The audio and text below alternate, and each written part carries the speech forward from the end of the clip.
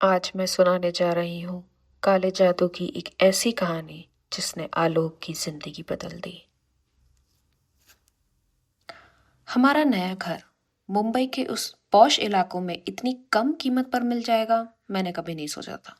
3 BHK flat, सामने बड़ा सा गुलमोहर का पेड़ और रेंट सिर्फ 20,000। ओनर ने कहा था कि वो फॉरेन शिफ्ट हो रहे हैं, इसलिए जल्दी में है। पर मुझे क्या पता था कि वो जल्दी में घर नहीं बेच रहे थे, बल्कि किसी चीज से भाग रहे थे।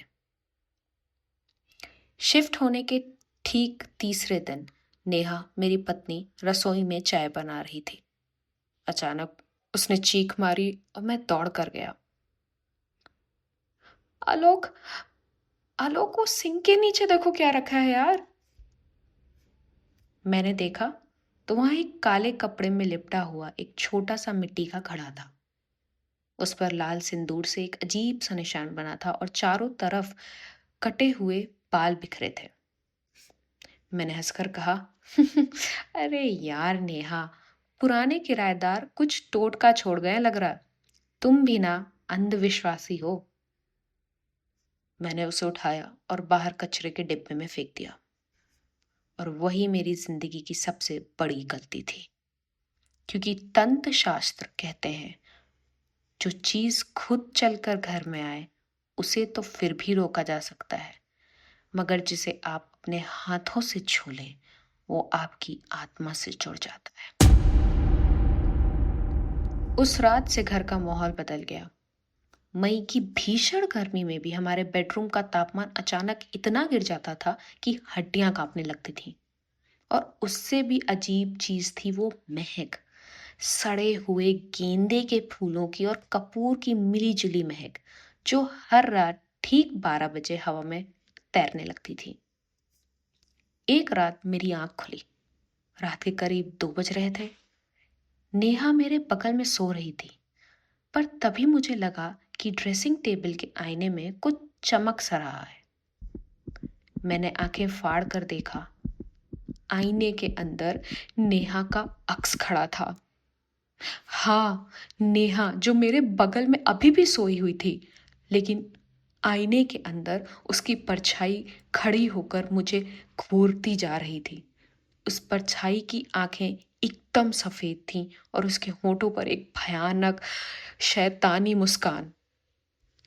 मैंने डर के मारे आंख बंद कर ली, हनुमान चालीसा याद करने की कोशिश करी, पर डर के मारे दिमाग तो एकदम सुन्न हो चुका था। जब दोबारा आंख खोलने की हिम्मत करी और देखा तो आईना खाली था। मैंने सुबह नेहा से कहा कि हम ये घर छोड़ रहे हैं। नेहा ने मेरी तरफ देखा और जो कहा उससे मेरे रोंगटे खड़े हो गए।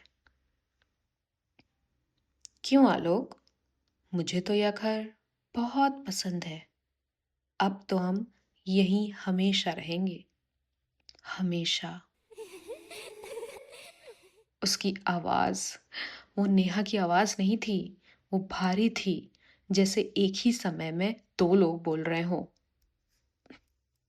चौथी रात को बाहर मूसलाधार बारिश हो रही थी। लाइट भी जा चुकी थी। मैंने लिविंग रूम में मोमबत्तियां जलाई थी। तभी मुझे बेडरूम से किसी के गुनगुनाने की आवाज आई। मैं दबे पांव बेडरूम की तरफ बढ़ा और जो नजारा मैंने देखा, मेरी आंखों में खून जम गया। बेडरूम के बीचों बीच फर्श पर नेहा बैठी थी। उसने वही लाल सिंदूर जो उसके मटके पर लगा था पूरे चेहरे पे मल रखा था। उसके सामने मोमबत्तियों का एक घेरा बना था और वो बीचों बीच बैठकर अपने ही हाथ को कटर से काट रही थी और बहते हुए खून से फर्श पर वही अजीब निशान बना रही थी। नेहा, ये सब क्या पागलपन है? रुको! जैसे ही मैंने उसे खून के हाथ उसके पकड़े और उसे छूने के लिए कदम बढ़ाया, वो अचानक पलटी। उसकी आंखें पूरी तरह काली हो चुकी थी, नसीब नीली पड़ चुकी थी और चेहरे एकदम सफेद।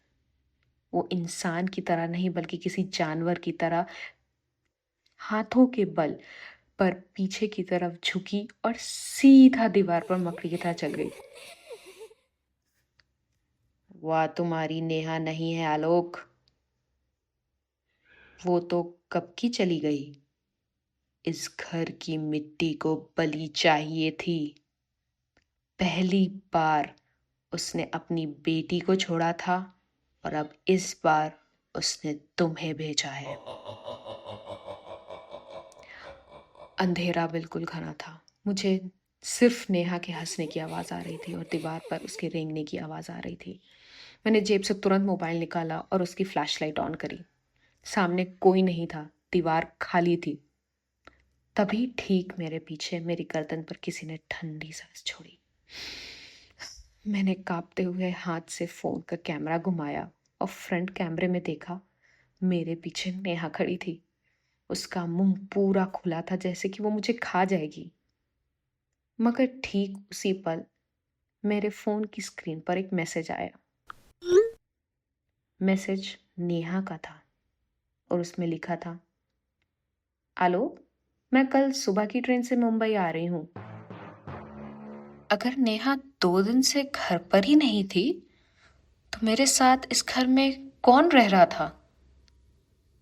और अब जब मैं ये कहानी आपको सुना रहा हूँ, वो मेरे कमरे के कोने में बैठी मुस्कुरा रही है। क्या आपके घर का तापमान भी अचानक गिर जाता है? जरा पीछे मुड़ के देखिए, कहीं वो आपके पीछे तो नहीं।